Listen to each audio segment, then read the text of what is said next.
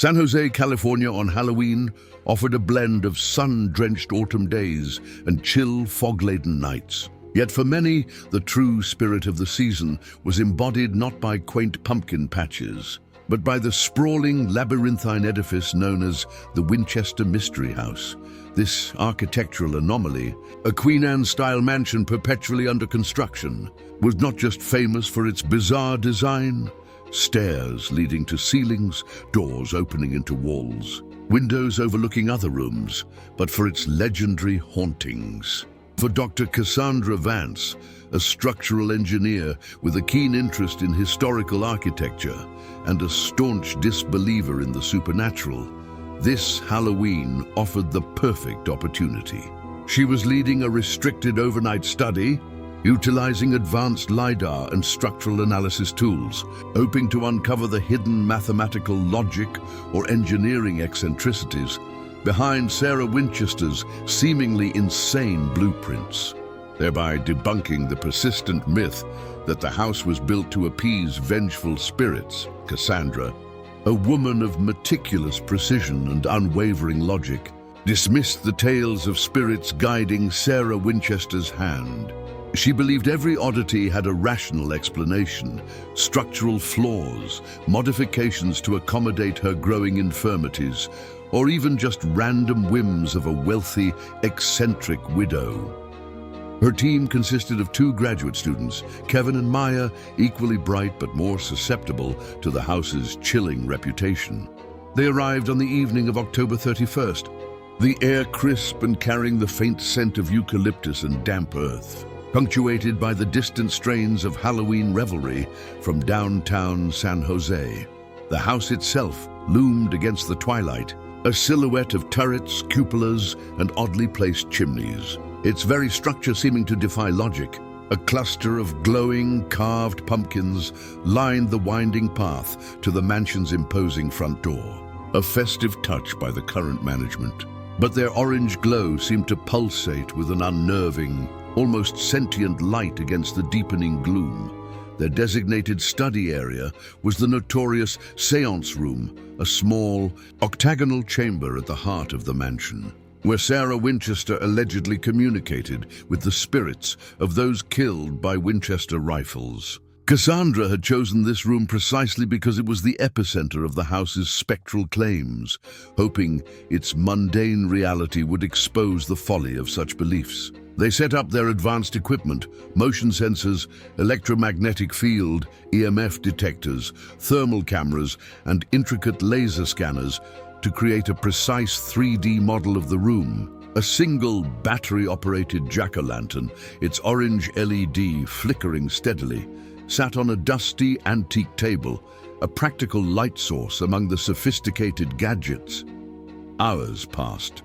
The initial data was frustratingly normal. EMF readings were flat. Thermal cameras registered only the residual heat from their bodies, and the laser scanners meticulously mapped the room's bizarre geometry without revealing any hidden passages or anomalous structural quirks. Cassandra, a hint of self-satisfaction in her voice, began her video log. As expected, she stated, the Séance Room, despite its sensational reputation, presents no evidence of unusual energies.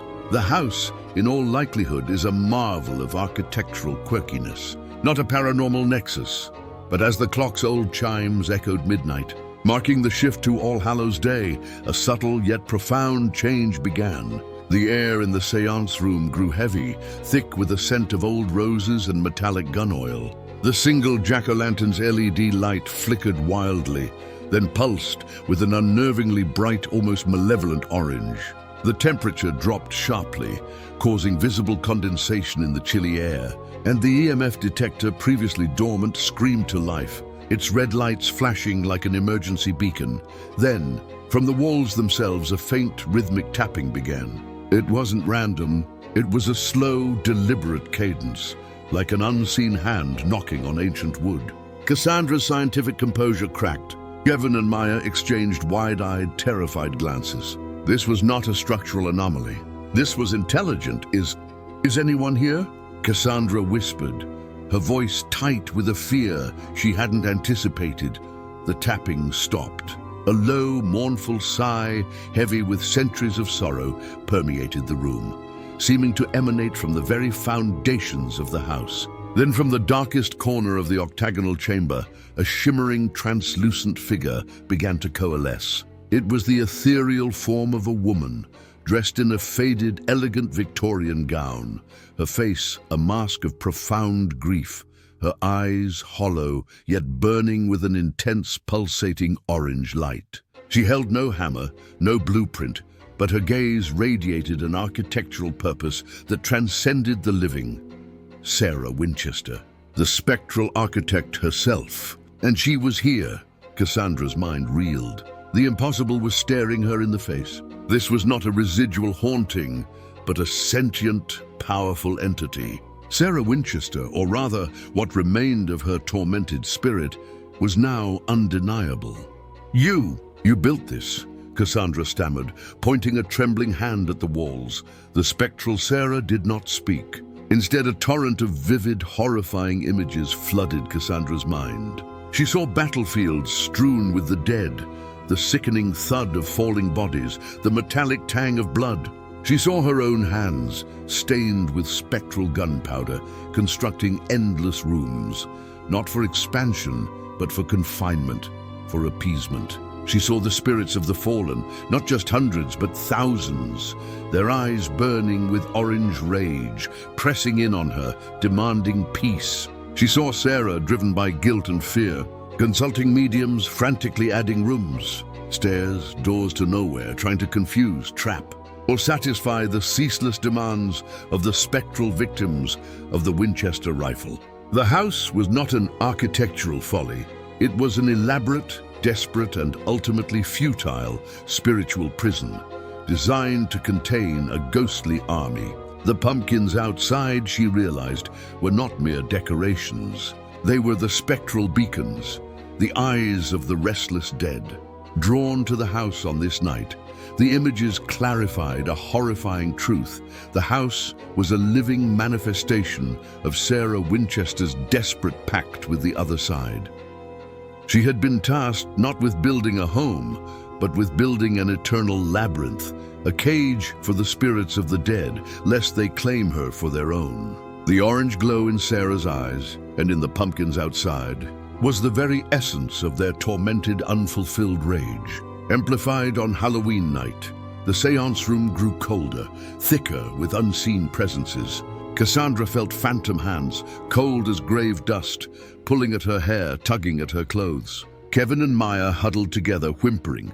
The EMF detector screamed, its lights a blinding, ceaseless red. The whispers, a cacophony of agony and demand, filled her mind. Build, build, never cease, never rest.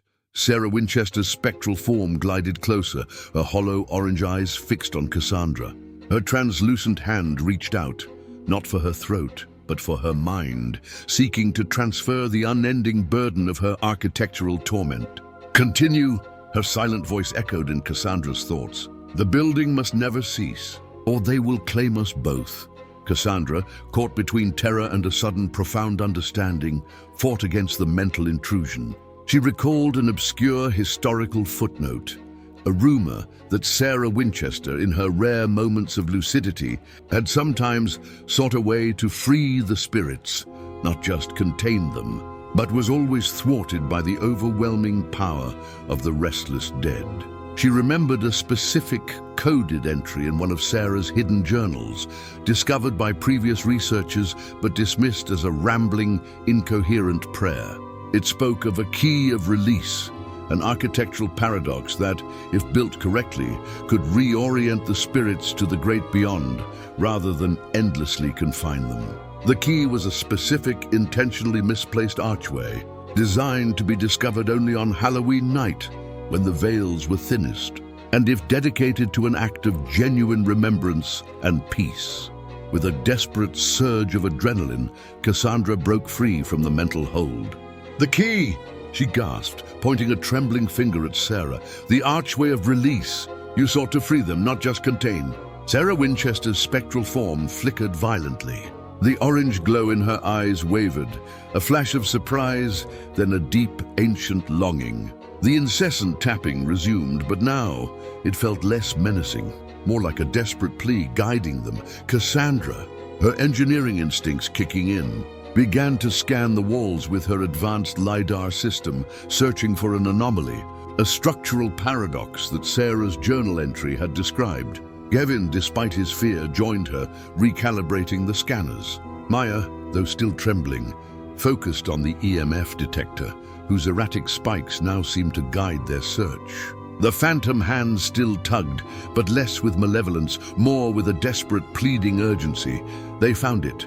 Behind a false wall, almost perfectly concealed, was a small, ornate archway, built upside down and inward. It was a structural impossibility, a deliberate defiance of architectural logic, but now it pulsed faintly with an internal golden light, contradicting the dominant orange. And at its base, carved into the stone, was the key of release symbol, two interlocking spirals, one ascending, one descending. The spectral Sarah Winchester glided towards the archway, her form shimmering with increasing intensity. The orange glow in her eyes softened, replaced by a radiant golden light. The key, her silent voice echoed in their minds, now filled with profound relief.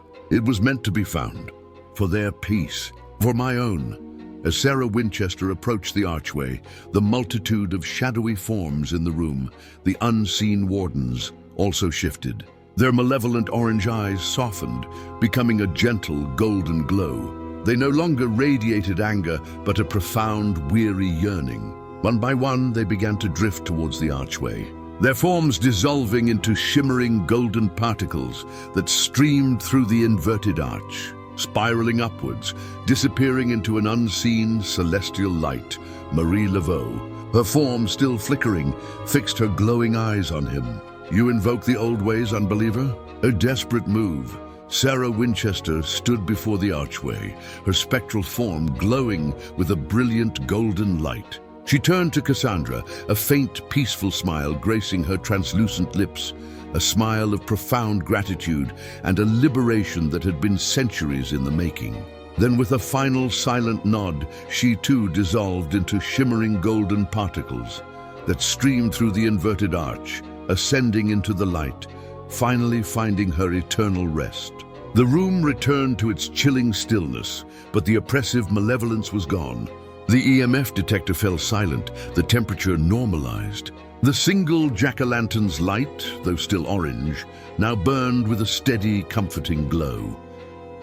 Emerging from the Winchester Mystery House at dawn, Cassandra Vance was a changed woman. Her scientific logic had been confronted by an undeniable truth. The universe held mysteries far beyond rational explanation. Her initial project, to debunk the hauntings, had instead led to a profound understanding and, unexpectedly, to a spiritual act of release. She cancelled her proposed paper, instead working with Kevin and Maya and with the support of the Historical Society. She published The Spectral Architect, Sarah Winchester's True Design, detailing not just the architectural marvels, but the heartbreaking purpose behind them and the tragic tale of the spirits she tried to contain. She advocated for the permanent preservation of the Archway of Release within the Séance Room, not as a tourist attraction, but as a memorial, a place of peace for the tormented souls. From that Halloween forward, the Winchester Mystery House's reputation began to shift. Fewer aggressive hauntings were reported. Visitors spoke of a palpable sense of peace in the Séance Room, a gentle presence rather than a menacing one. The house, once a monument to fear, became a testament to a haunting that finally found its resolution.